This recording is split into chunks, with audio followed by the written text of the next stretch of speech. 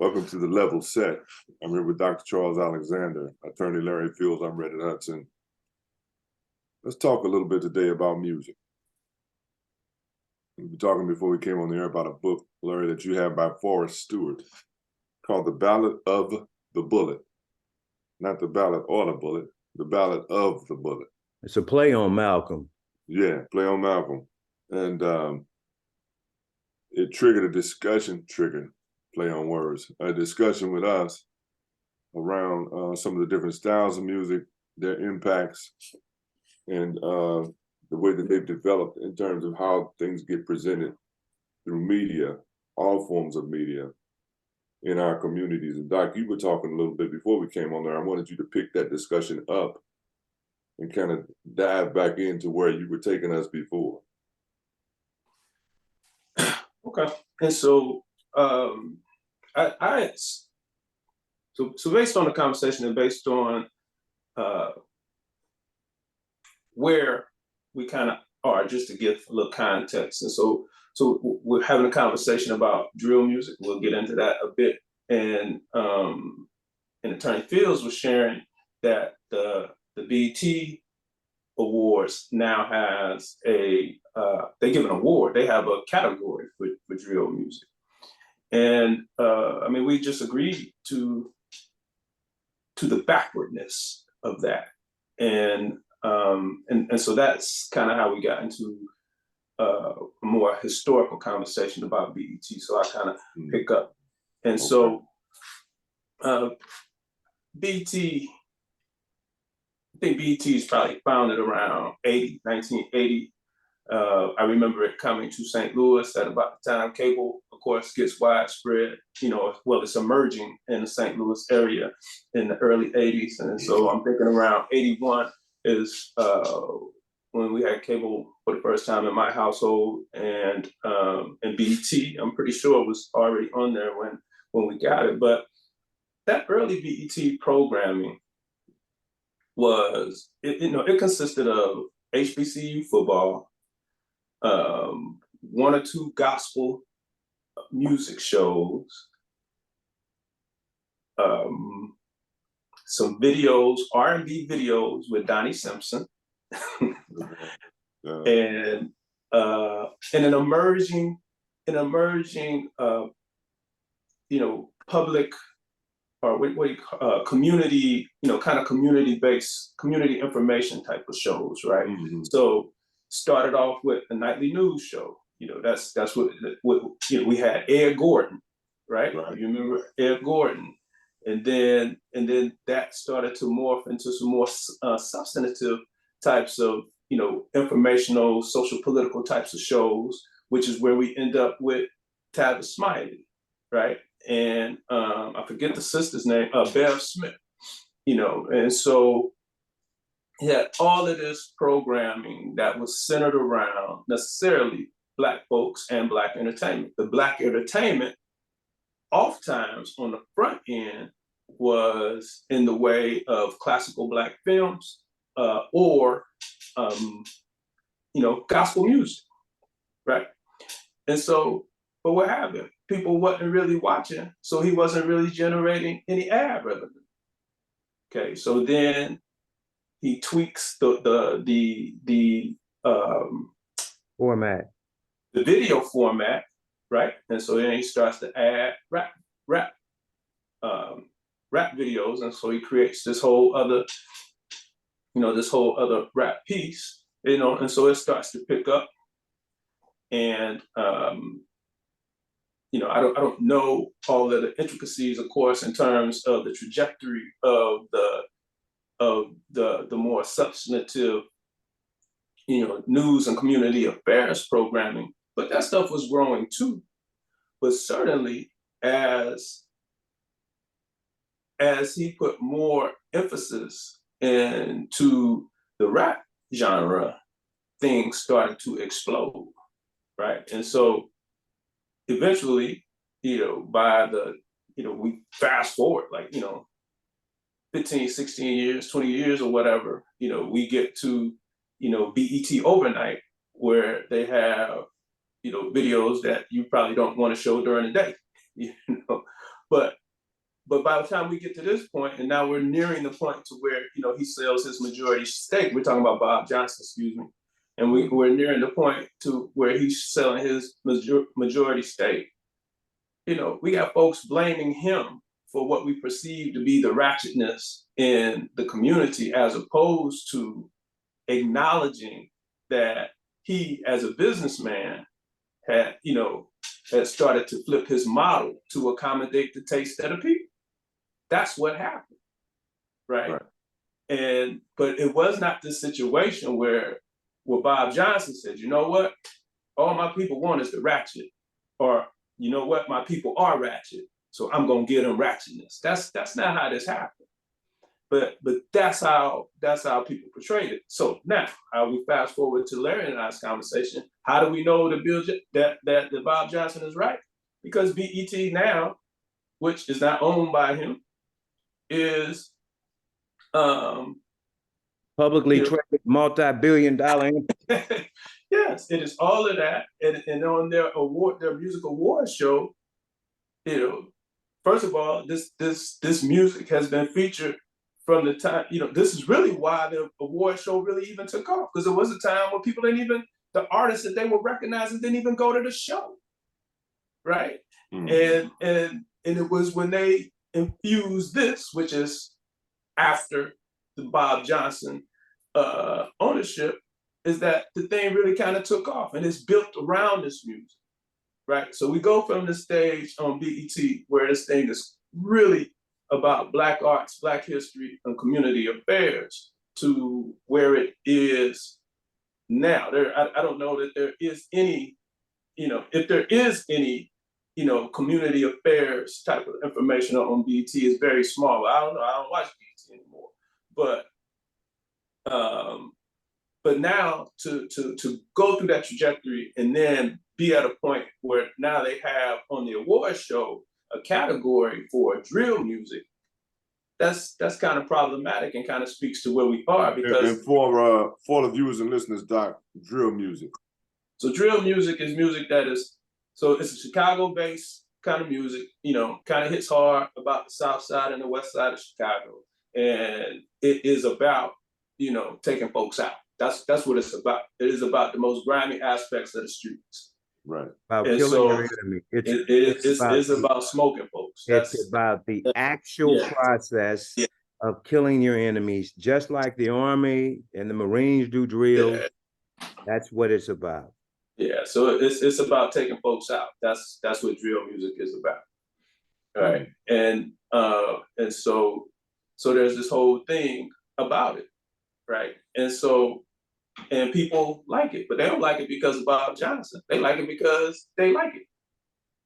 You know, and you know, to be perfectly honest, like, I don't listen to like most of this stuff, I don't pay attention to the lyrics. Like, I don't have a problem with the beats or the samples or whatever may be in drill music or trap music. We'll talk a little bit about trap music too. I tend not to pay attention to the lyrics or whatever, but therein lies the danger, right? So for folks who listen in a manner that I might listen, you probably need to be mindful of who's in your company, you know, because this ain't the kind of stuff that young folks need to be listening to. So if you like that music and you can just find, you know, a clean instrumental, you're probably in a good space. But I had another question for you. Listening to some very, very intense and dangerous music. Go ahead, brother. As I greet Jerryl Christmas this morning. Good morning, brothers. Good to see you. Glad you could join. Good morning. What's up? Yeah. I wanted to come back to Doc, and then we'll just start batting it around a little bit. But just quickly, the distinction that you would draw, and then the similarities in terms of potential impacts between trap music and drill music. So trap music is about that. So trap music is about the trap house, right? So trap music is, I mean, it certainly could get into that dark space, but it's about selling. It's about slanging. It's about making your money. Right, it's about spending your money. You know, you might have to do some harm and somebody mess up your money, but that ain't really the intent of it. And you know, the music the music of the two differ slightly. Like, so trap music's probably a little more, is about the bass, probably a little more up tempo. You think of trap music, think of T.I., Right. what's Killer Mike. Yeah. You think about, those cats, some cats from Atlanta, Gucci Mane, Southern cats, Atlanta, Memphis, all that kind of stuff. Maybe Master P, all that. That's kind of what you're thinking about when you think about trap music. And so again, it's about getting your money. You might do, you might put hands on somebody mess up your money, but that ain't really that's not the intent of it. It's the glorification of the game. That's right. Kind of what trap music is. Drill music is about taking folks out, period. And for whatever reasons, there's a whole bunch of songs about all of the various reasons why you might need to take somebody out, and how you might take them out, when you take them out, and where you take them out. So that's what that is about. And the big thing about that, the thing that, well, I mean, you trap versus drill, that there are interesting social phenomenons that we need to come back to. But trap music is, of course, associated with the corporate sale of crack cocaine, but that has dried up. The RICO statutes have come, and now with the RICO statute, if you get a corner man, you can, and Jerryl, you can opine on that as well, because you've seen these superseding indictments just as much as anyone. You get a corner man, you can go all the way up the chain. So the guys, the big homies that used to give a youngster, a package is what they call, to go and work the corner and make $1,000 in a weekend, are not apt to do that anymore. They're not apt to go and do 10 years because somebody makes a mistake. So that has dried up. And so what needs to, we need to tie the connection to the attention economy. Dr. Alexander, the glorification of things is exact. I mean, that word is a loaded word in this world. Glorification means life. Glory means life. Taking one's glory means to kill them. In this drill world, they have done so much right to do wrong in terms of managing themselves inside of another culture, but it's backwards. It is really it's the antithesis of antisocial behavior, and it's complicated because the book goes into great detail about the social impact of the plants leaving. These are individuals that lived in housing projects on the south side of Chicago, whose parents worked in the steel mills. Steel mills dried up. That's when you had the corporate crack economy come in and replace that. Now with the RICO statute, the individuals are not apt to take a chance on these youngsters. So the youngsters are rebelling in a sense and have stated that we out here on our own. So, and the reason that this is important is because the reason why I thought about this week is because Jerryl sent us a video with 16-year-olds standing in front of a Ring camera with guns, and one of them recording the whole thing. Well, the reason that they were recording it is because they're going to download that and they want to go viral. One major, huge piece with drill music is authenticity. They don't care for computer gangsters.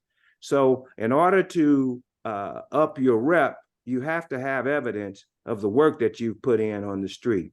That's why you had an individual filming, you committing a felony, pointing Uzis and poles, as they call the guns, at a Ring camera, and then supposedly asking your opponent, or op as they call them, to come out. So I mean, this we've got a number of children who feel like they're totally on their own. And so what they have done, they have gone and they've created entities to eat tonight. And in eating tonight, they're trying to parlay this into some revenue, because all this is going to go on YouTube. And these guys, you know, the average white teenager, 5% of white teenagers post on a daily basis. 10% of Black teenagers, according to these studies, post on a daily basis. And, you know, it's endemic. What they're doing is nothing different than what some of the individuals that have gotten on in Hollywood, in you know, Madison Avenue, Supreme Court justices, and so forth. I'm going to read a quote from sociologist Pierre Bourdieu, who studied the competition between 19th century Parisian novelists, discovered that novelists from lower backgrounds had to adopt alternative strategies to compete versus the privileged, most powerful strategies. So they had to exoticize their own stigmatized group in a function of what he refers to as autodestructive homages. So you take whatever the stereotype is and you exploit it and you capitalize on it. So who comes to mind when we say that? Right. A number of people, a number of people. You want to make sure Black males put on dresses. You're funny. Black females that really don't reflect our wives, mothers, and sisters are over dramatic. They are aggressive, sexually aggressive. Black males are docile, eye bucking, running. So, I mean, all of the Butler, the actual movie itself. So this is, this is the way that we've been embraced. And then there's another study that I think is important that goes right in line with what Dr. Alexander stated about BET. And this was done by Mary Patillo, a Chicago sociologist, that stated such in 1990 that church-going middle-class teens were drawn incestually almost to gangster rap. And which is how BET was able to get on, and not just gangster rap, but things that were a little edgier than the original programming. So, I mean, that's just really touching the tip of the iceberg with this. But we are, there are a number of things that are at play here. Number one, we're backwards about our approaches in terms of doing things. Number two, we're blaming victims because this book chronicles two or three young gentlemen who, and not just that, but they also chronicles the individuals that are trying to produce the videos and the struggles that they're having. It chronicles the individuals that that are rapping and what they're doing. So I mean, we've got to take a look at this through a lens that is realistic with everybody involved. Jerryl, where did you first see that video that you shared with us? Where did you see it? I first saw it in my office, really. My investigator had a copy of it because the individual that they were looking for, he knew that individual's grandmother, and she had contacted him, and that's how I became aware of it. But I was just so shocked to see that, and then especially, you be a little naive. I was naive about it with it happening in University City, because we think that that's not happening out there. That's only happening in the city. In some other area, but not with our children. That's what you always think. This is not happening with our children. And I think the marketing, that's what Larry talked about, what they're doing to our children, making them believe that this is the only way that they can survive, is problematic. Just like Dr. Alexander saying with the drill music with BET, it's all the marketing and the way that our children are being socialized and the lack of our response to that. I think back when we were younger, when C. Dolores Tucker and Tipper Gore were talking about Tupac and Biggie, and we were young, and we came up with rap because rap was invented in our childhood. So we've seen the growth from the very beginning to where it is now. And I remember thinking when I was younger that C. Dolores Tucker and Tipper Gore did not know what they were talking about. But they knew exactly what they were talking about, and they were taking the right stance as elders in the community to challenge this and to try to organize the community to push back on it. And that's what we really should have done, because from that point, everything has just gotten out of control. And now we're the elders watching this, and we need to be pushing back on this, because there's no pushback on all this negative marketing that's happening and the way that our children are being socialized. I was just looking, last year, my two youngest daughters wanted to go see Sexy Red. I had never heard of Sexy Red last year when they wanted to go and see her at the Ambassador. And then I looked her up, and I had some real hesitation about that. And they wanted to tell me how empowering she was and how she did her own thing. She didn't wear designer clothes. But I still had some real issues with it. And I let them go. And then here recently, I see and Sexy Red is from the St. Louis area. And I see now where she's growing in popularity and really taking off with her career, which is wonderful for her as an individual, but the level of raunchiness is at a whole nother level. And that's what's so concerning to me. And where are we going with this? Because, we had a certain level with Nicki and Cardi, and now we're going to another level. And what's going to be the next level? Where is this going to stop at if we don't get engaged? Where are our children going to be if we don't get engaged, and get engaged now? And we really have to get engaged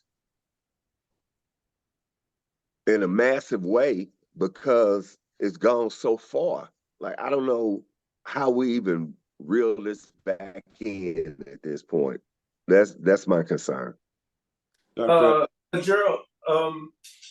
so Jerryl and I had some of this conversation the other day also.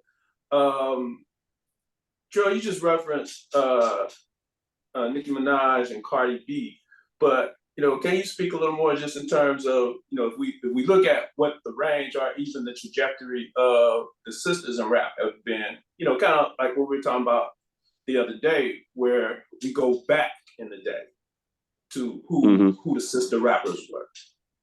Right. Because when you go back in the day, when we had, and I'm having a little brain freeze, so help me, Dr. Alexander, but when we had Queen Latifah, when we had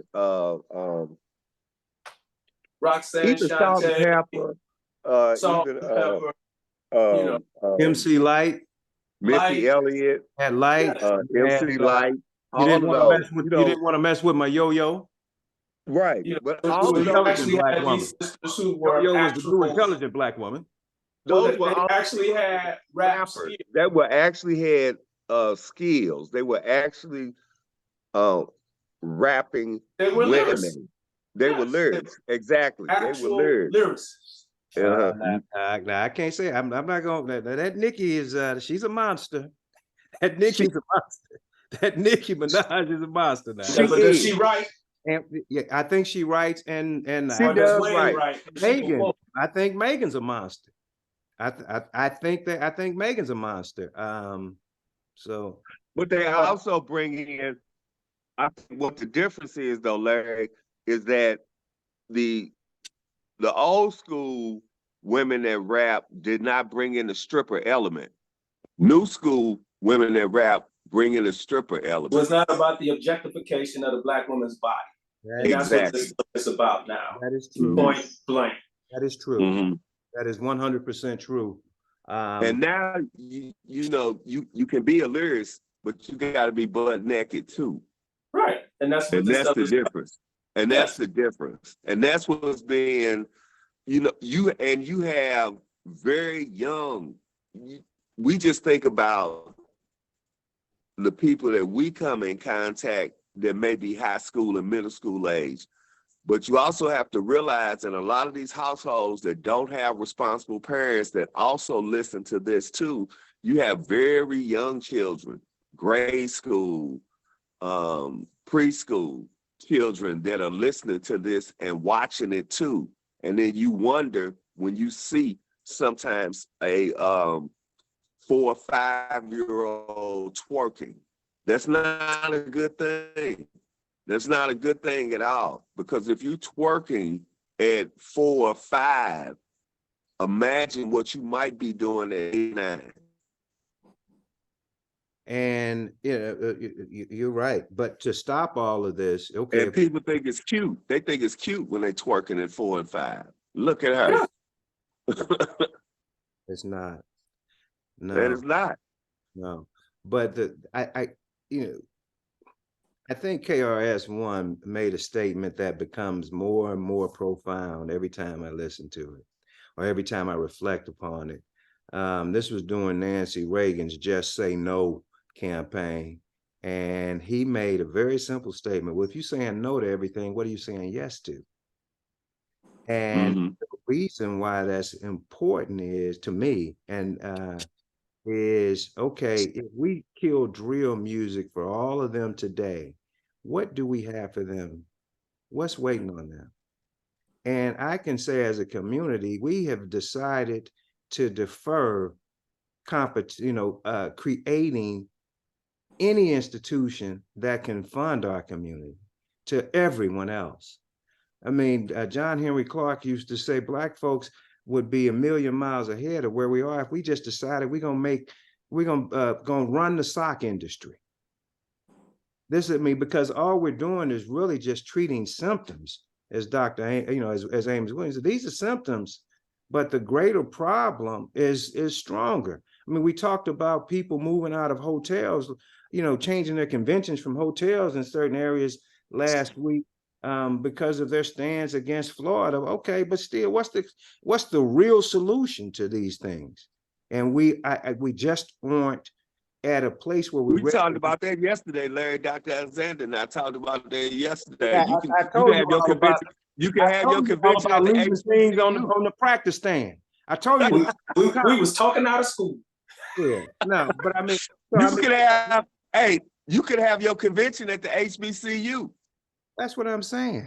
You could go to Florida, but go to FAMU. Yeah, go to the Bethune-Cookman. There you go. You've come up with the solution right there. And give them that money, and make them all their restaurants, and put pool money with the other Divine Nines, so we can buy a resort somewhere. And so we can buy a resort somewhere, provide jobs for the members of our of our organizations, and compete with everybody on an international level. That's the right thing to do. Resort and conference center. Exactly. So that's the revolutionary thing.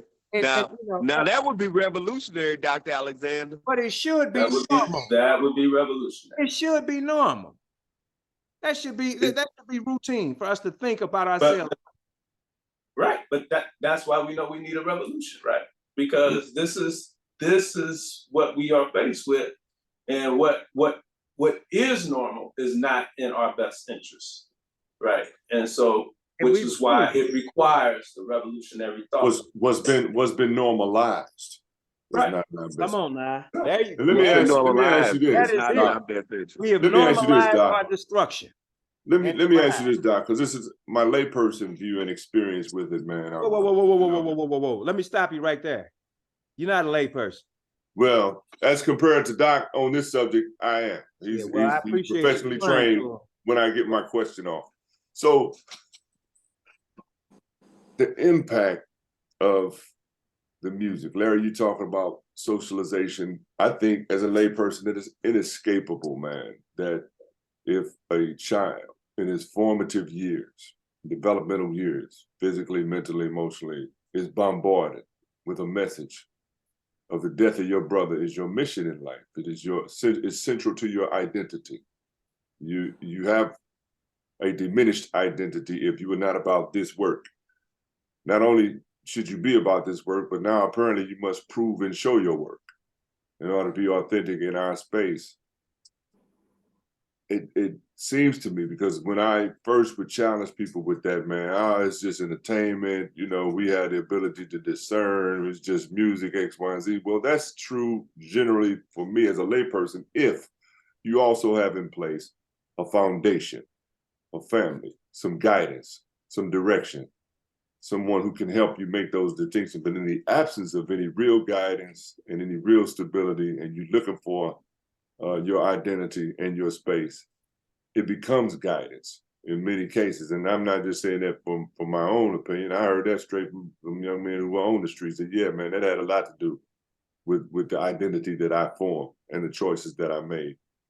How extensive can the damage be in the absence of a support network or any other resources that can help a young person to navigate a space in which your mind, heart, and soul are being trained up in the idea that really your destruction and the destruction of those around you is central to your existence? This is what you need to be about. I can read you a passage of the book that's directly at that, but go ahead, Doc. Great question. And so probably what's necessary, Red, is that we have to have a better understanding and appreciation for the difference between correlation and causation. Okay. Right. And so there's really just a correlation between this topic that we're talking about and the violence in the streets. That's a correlation. Right. This drill music didn't start the violence in the street, and right. Trap music didn't start trap. Right. Causation is where we really need to be focused. And causation is white supremacy. And so it is the disparities that we have across the board, health and wealth primarily, that create the conditions out of which rap was born in the early 70s. And then we just see a trajectory in terms of the various genres within the genre in terms of how the music is presented. And so, and that was my issue, going back to Jerryl's statement, that was my issue with C. Dolores Tucker and the white woman, in that, and even today, if we go into some of the the critical lyrical research, hard rock is more misogynistic than rap, but we're not having that conversation. R&B is just as misogynistic as rap, but we're not having that conversation. Now, rap has certainly made some decisions about how it's going to incorporate violence, but what's more graphic? What's more graphic? Is it more graphic to watch The Godfather, or is it more graphic to listen to drill music? Right? And so the thing gets to be, the other thing gets to be, Red, is who is exposed and that discernment, right? Because that's where this comes down to. Now, what I think what they were successful in doing, the white woman and C. Dolores Tucker, was getting parental advisement labels on, on CDs, trying to make parents a little more responsible for the purchases that were being made. But the evolution of the marketplace made that, a non-starter. You just couldn't stop the access to the music. But again, if we start to look at cause versus correlation, we know that the content, as it did at the very beginning, reflects what's going on in the streets. And then to the degree that it correlates or relates to the streets, you then are able to build your market. And so, but what we have to be is, we need more, thoughtful and discerning adults who are more mindful of what their children are consuming, period, rap music included, right? But that's not really how we do it. We are good. We are as good as the largest system, because the largest system has taught us how to think. So we struggle with critical thinking, right? And and therefore with critical analysis. And so it's easy to make rap and drill and trap the boogeyman when they are just manifestations, or interpretations. Let's say that they are interpretations of the havoc that the boogeyman wreaks. The boogeyman creates the circumstances within which all of this stuff occurs. Larry, you were touching on something before we came on the air. I want to come to you about it, man, because listening to Doc right there, the root, right? White supremacy, systemic issues produce much of the violence we see in our communities. But then, the exploitation that you just referred to from the passage you just read, that becomes a tool. And you were talking about Hollywood and some of the parallels that you see, or you didn't really get a chance to go into it. I'm going to open that door for you now, because you said you were going to give it to us on the show. But how does Hollywood's model figure into some of the things that we've been discussing right here? It's the exact same model. It's the exact same model. As I read earlier from the passage, marginalized groups have to exoticize the stigmas associated with them. Right. So, if in fact, the 6'8" man puts a dress on, he's funny. Yeah, we're going to continue to feed him. He's no threat to the system. We're going to continue to give him distribution. Because see, that's what happens. That's how you're locked out of this system. You don't get distribution. If you don't get distribution, you can have the best movie ever, and it won't get seen. Over time, of course, as King says, no man can crush, brilliance. But you won't get you won't get the backing. You won't get the funding. You won't get greenlit. So that's what Hollywood is very, very good at. I'll give you an example. Rahm Emanuel's brother is a Hollywood executive. He's the individual that the Ari character is based off of in the series Entourage. There was a movie about a Navy SEAL, and someone suggested, I think, Wesley Snipes for the movie. His comment was, Black people don't swim. Why would we, now this man has made, $100 million over the last 4 years. Black people don't swim. That's how narrow-minded they are when it comes to us. Yeah, but he has no problem funding a movie where we do just what you talked about, exhibit that socialization, Black men, killing each other. Watched a movie that is best characterized last night as trauma porn. Just for the actual, I wanted to see how it played out. But that's what we get. I think it was called King someone about it had Tasha from Power in it, and Lance Grossman, another Black People Kill Up All the Black People movies. That's the stigma that we're associated with. And so we can get that. And where did it play? On BET. Right. That's what, so, and who owns BET? I think it's Viacom now, isn't it? So, I'm not sure. That's, that's how they get on. I mean, you look at the Wayne brothers and, and White Girls. That's how they get on, and you stay on, and you stay on. And, just about every, lead man, Black lead man in Hollywood has had to put a dress on. That's by design. So these things are no accidents. And until we come up with a viable alternative for our children to ascend to, number one, they're going to have a shallow amount of respect for you and your word. And number two, we're going to continue to send them into behind enemy lines to do things that are not in their best interests. And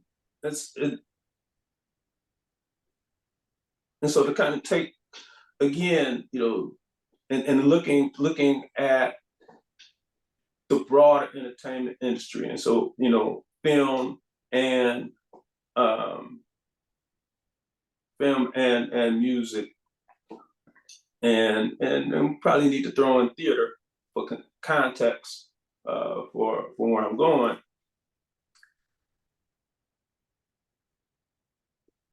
To reiterate, we struggle in this critical consciousness space, right? We look for, and when we sound the alarm, which is usually too late, when we sound the alarm, we are usually we're looking at the easy target, right? And so, and the easy target is always us, right? And so I absolutely, have issues, as we started the program, with the intent of drill and the intent of a trap. That's the stated intent of both of those genres. They're not trying to just be, well, trap might be, but drill, the intent is to create mayhem. That is the intent of it. Trap still might be just about the reflection of what's going on. So, I mean, that's probably reasonable, but it certainly has the ability to, get off track and influence things in ways other than what we have. But again, that's not causation, right? There's a larger context out of which that is occurring, right? And so much the same, and where I'm going is that there's the same debate, because we can just change, we can tweak the topic, right? We take the same debate and we take the critique of Tyler Perry, right? Mm-hmm. So we take the critique of Tyler Perry, and people say a lot of things about his writing in general and blah blah blah blah blah. But a lot of folks, hold him accountable when we talk about the presentation of the Black woman because of Medea, right? And then, but we say things like, only we would do that. Only who would do that other than the Black? But that's just not true. And it only takes a critical analysis of the genre. It only takes a critical analysis of TV and the movie industry to see that white men have been doing this forever. Part of the reason we even know who Tom Hanks is because this is what he did for 2 years. He dressed like a woman every week in a show called Bosom Buddies because they didn't have nowhere to live. So in order to live, they had to live in a women's only apartment or boarding house. So him and his boy dressed as women, drag every week on national TV, prime time, da-da-da-da-da. Now, we young at that time, but I don't remember that being anything other than funny for the masses. I don't remember no hours and hours and hours of debate about what this, that, or the other was and what the white man was doing, the da da da da da da. When in reality, again, it is the white man who holds all of this. And so if these things are harmful, they're not harmful because of us, they're harmful to us. And we are in our harmed state. We act out. That's what happens, right? And so when you're not well, and you're not able to,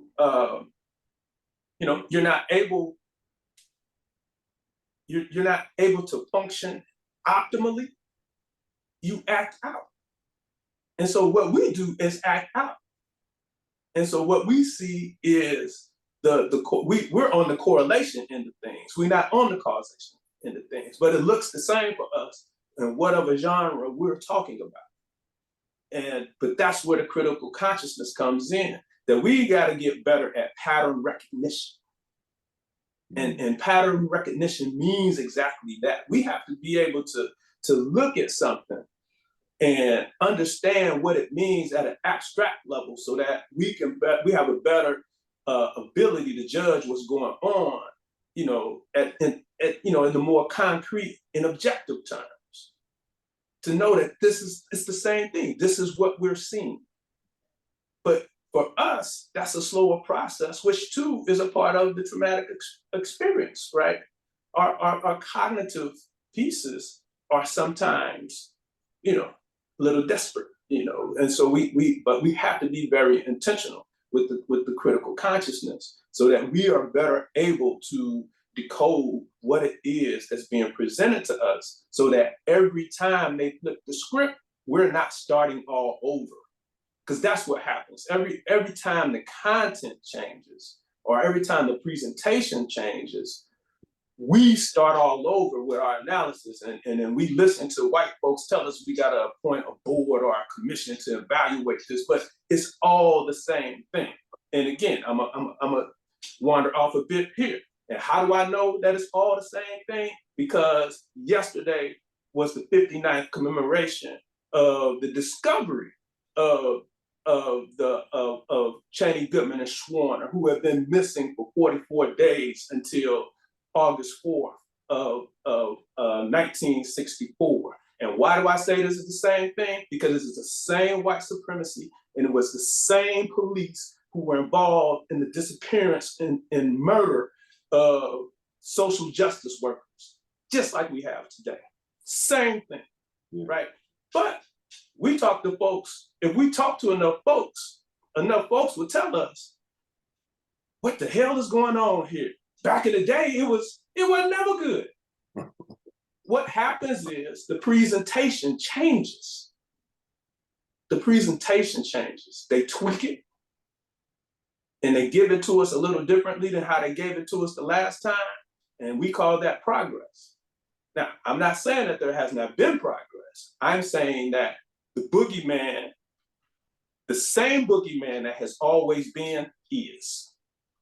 And that's how we have to better understand and interpret what's going on around us.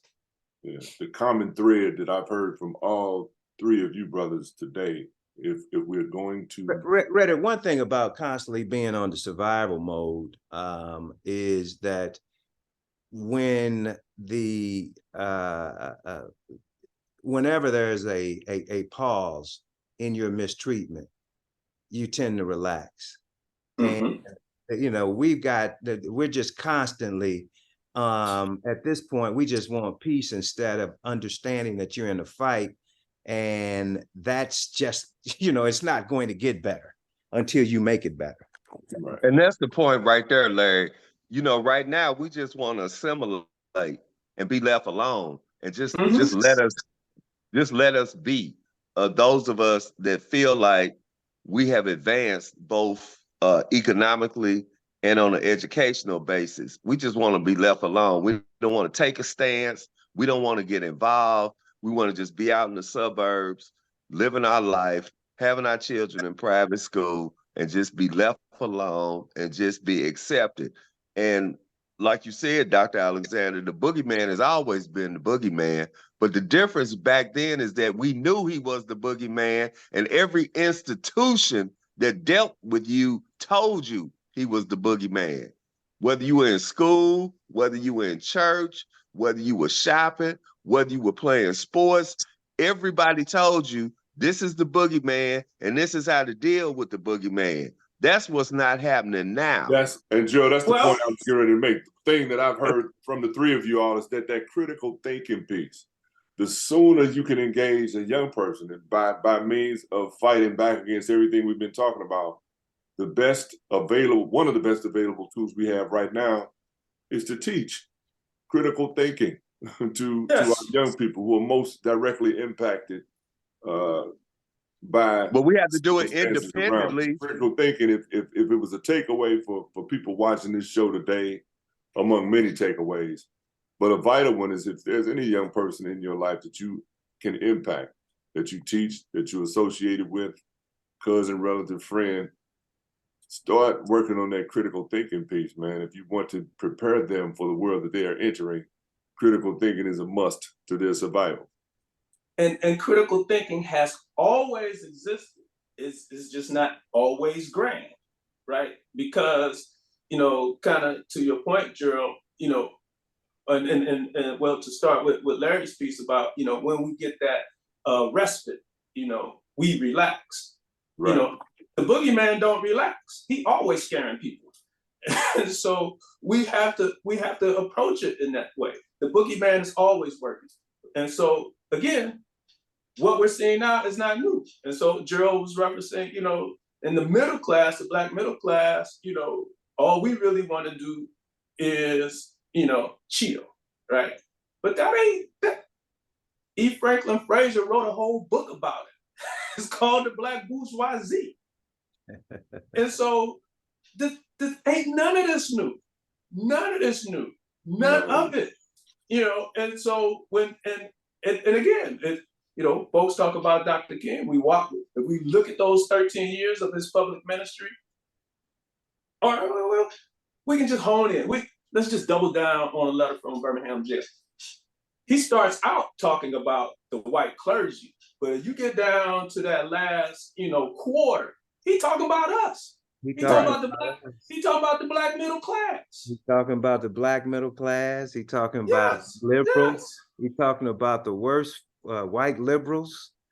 Yes. Oh man. And so ain't that's the whole thing. Ain't none of this new, but it requires it's ridiculous how critical thought and review at each and every point. And so what we do is like we are masters of verbal, trickery and phrases, right? If you don't know your history, you bound to repeat it. But what? We don't know our history. And so we bound to repeat. And so every time something happens, we act like it's brand new. Ain't nothing new under the sun, right? Now, people say that all the time, don't know it come out the Bible. And so this is what we live. This is what we live. Everything that we're seeing today, so the assault, so this critical conversation that we're having internally, both on this call in the Black community about rap music. Did we not have the same conversation about jazz, right? And so did we not have the same conversation about R&B? Exactly. Did we not have, was Ray Charles not considered provocative? Did the Black church not lead an assault on Ray Charles? All this happened before. Did Ray Charles not buy his masters? Why are fools still getting broke off now? Did Sam Cooke not get assassinated because he was a Black businessman in the music industry? Right. Who was also supportive of the Black rights movement? Did that not happen? Then why are we doing it now? And if we're doing it now because the boogeyman still exists. But since it happened before, why aren't we doing what we know works? Because we don't know our history. We're just great at spitting and spewing catchphrases. Now, the other thing, Dr. Alexander, is that during segregation, you had a direct way to teach that history through all your institutions. You did not. No. In school, the teachers in school could teach it. Girl, we gotta stop. That's why we have Negro History Week and month, because they weren't able to do it either. That's where we get fugitive pedagogy from. That is the importance of Carter G and his students, is because, and again, we could go back, if we go back to the Civil Rights Movement, we go back to the Montgomery movement, they had to protect those people. You would assume, most of us do, that at the HBCUs that they was teaching this thing. They were not. The HBCUs needed the Black Arts movement and the Black Studies movement too. All places needed it, which is why it happened. And so we have this thought that we were institutionally sound back then. We were not. We was the same frazzled then that we are now. That ain't my opinion. That's what the history says. You know. Now, certainly we had places where you could get it, but I'm not refuting that part of your statement. There was certainly, and that's what I'm saying, is that we had places where we could get it. In the mainstream. We were in the main period in terms of our institutions, we were struggling as much then as we are now. We talk about the black bank, for example. Oh, because of segregation, we lost the black bank. No, we lost the most black banks in the 30s.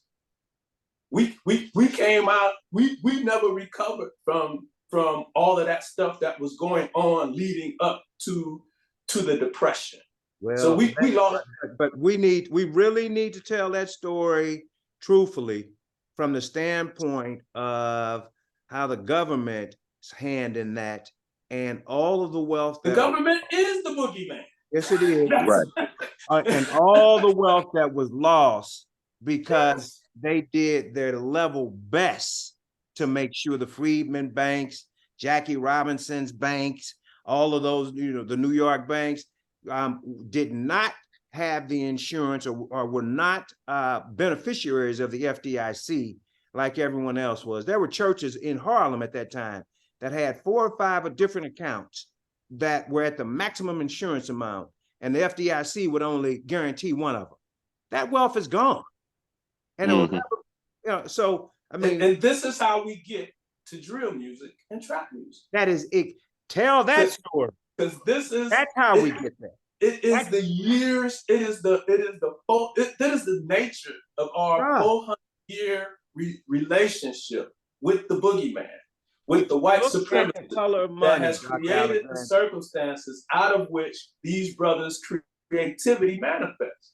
We don't like the content, but that is the cause. We are not going to remain unchanged all this time. Doc, we're not going to blame the victim here. If you look at The Color of Money, it chronicles Chicago and the redlining that occurs, and it's very, very good book to this day. I was watching something on Amazon last night. I'm scrolling, just pulling through programs, to your point, Doc, about how static things really have been here, and it's remarkable, man. I pulled up a damn Dragnet episode, man, from 1967.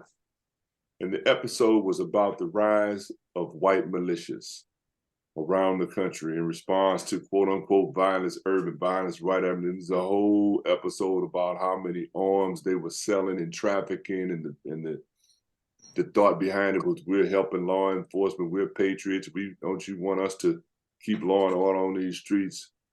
And it was just mercenaries everywhere. And I thought how resonant a note that is here in 2023 when you see the exact same thing going on all over the country, up to and including the point where they'll kick in the state houses and threaten to kidnap the governor. And all they are ready to mobilize. Right. But the point is, that was in 1967. Yes. But Continuous. it's always been that. It ain't never not Continuously, been yeah. that. That's what all of that is born out of, you know, the domestic conscription for slave patrols. Right. You know, and the origins of the Southern Police Department. That's what it's all the same. Ain't none of this different. Now, again, when Robert Williams was espousing guns for Black folks, they said he was crazy.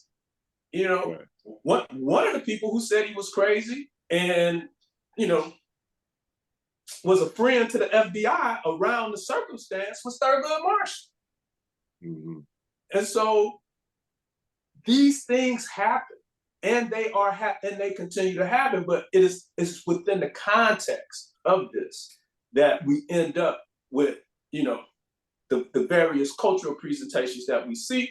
We don't like them all, and I'm not. We need to have these conversations, but we got to have these conversations with full context. And what we do now, and what I think C. Dolores Tucker and the white woman was doing then was looking at things, you know, and at the micro level and not the macro level, because she wasn't talking about, you know, change, you know, ownership to change this, that, or the other, and how all of these things are impacting us. She was talking about this piece right here, and that the fact of the matter, we had less control, which I do agree with her in point, in terms of, you know, if it's this really just about seizing control of our product, then that included the music industry. That didn't need to be about rap. That needed to be about Black music.